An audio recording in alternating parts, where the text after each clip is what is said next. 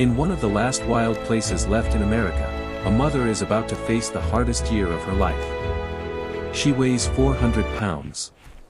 She can outrun a racehorse for the first 30 yards.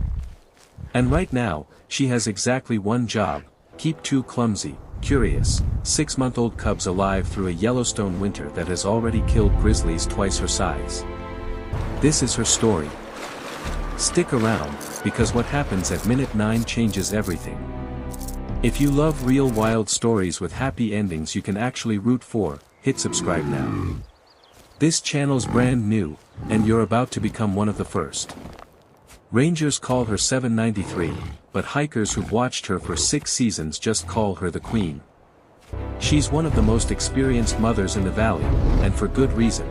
She's already raised 2 litters to adulthood. That success rate is rare. Most grizzly cubs don't make it past their 2nd year. Her secret isn't just strength, it's knowledge. She knows exactly which meadow greens up first in spring, which riverbank hides the fattest cutthroat trout, and which ridgeline gives her the earliest warning if danger is coming. Her cubs, a bold male they've nicknamed Scout and a cautious female named Willow, have no idea yet how much they depend on everything she knows.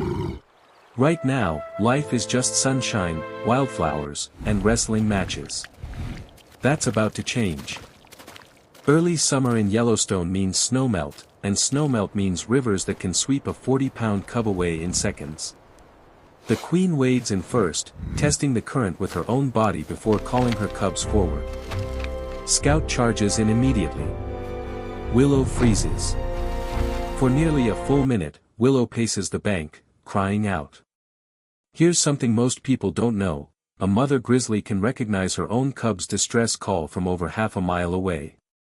The Queen turns back mid-river, swims against the current, and physically guides her daughter across, keeping her body between Willow and the strongest part of the flow. They make it.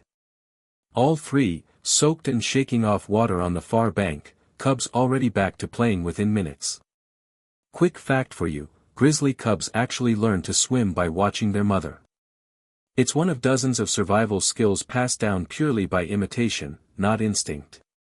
A grizzly's sense of smell is one of the most powerful in the entire animal kingdom. Scientists estimate it's roughly 7 times stronger than a bloodhound's. She can detect a carcass from over a mile away, even through solid ground. Today, she's caught the scent of a ground squirrel colony. Those front claws, some of the longest of any land predator, can move more earth in a few seconds than a person could with a shovel in 5 minutes. Scout and Willow watch closely from a safe distance. This is a masterclass they'll need to remember. In a Yellowstone winter, up to 80% of a grizzly's fat reserves can come from foods most people would never think to look for: roots, moths, pine nuts, and yes, the occasional squirrel. She comes up with her prize, and just like that, dinner's served.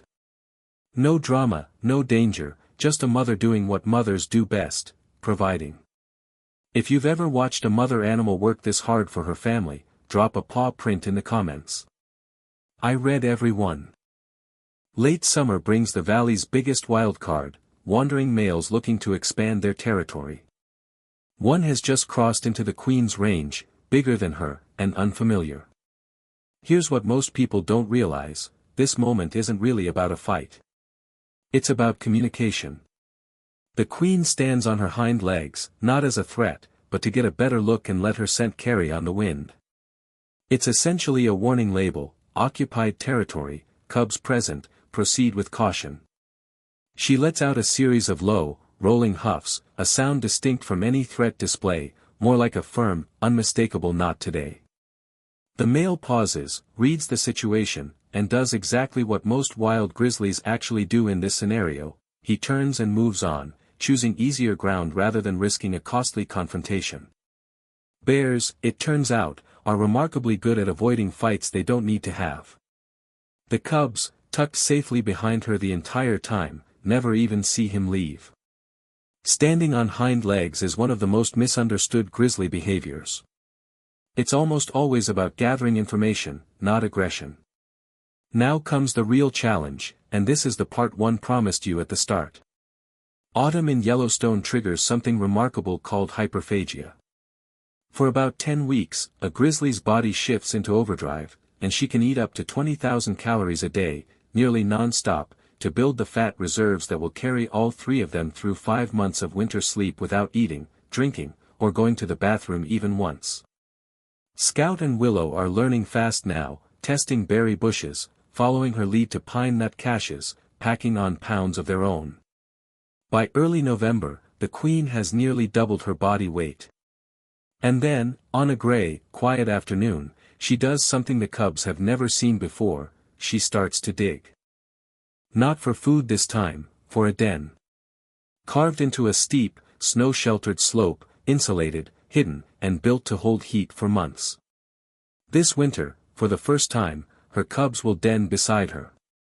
And when they emerge in spring, they'll be almost unrecognizable. 5 months later, the queen pushes through the last of the snow at her den entrance. Behind her, Scout and Willow emerge blinking into the light, heavier, stronger, and carrying every lesson from the year before. This is the payoff. This is why every river crossing, every dig, every quiet standoff mattered. Studies from Yellowstone's bear management program show that cubs who survive their first full year with an experienced mother have dramatically better odds of long-term survival than those who don't. Everything the queen taught them wasn't just parenting, it was preparation for a lifetime. Within days, they're back in the meadow, wrestling in fresh spring grass like nothing ever happened. But everyone watching, rangers, researchers, and now you, knows exactly how much it took to get here. The Queen of Yellowstone is still out there right now, teaching a new generation everything she knows. And honestly, that's what keeps people coming back to places like this year after year, the chance to watch a real story like hers unfold. If this is the kind of content you want more of, real animals, real stakes, and stories that actually end in hope, this channel is just getting started, and I'd love to have you along for it. Hit subscribe, tap that bell so you don't miss the next one, and tell me in the comments, which animal family should we follow next? Thanks for watching. I'll see you in the next one.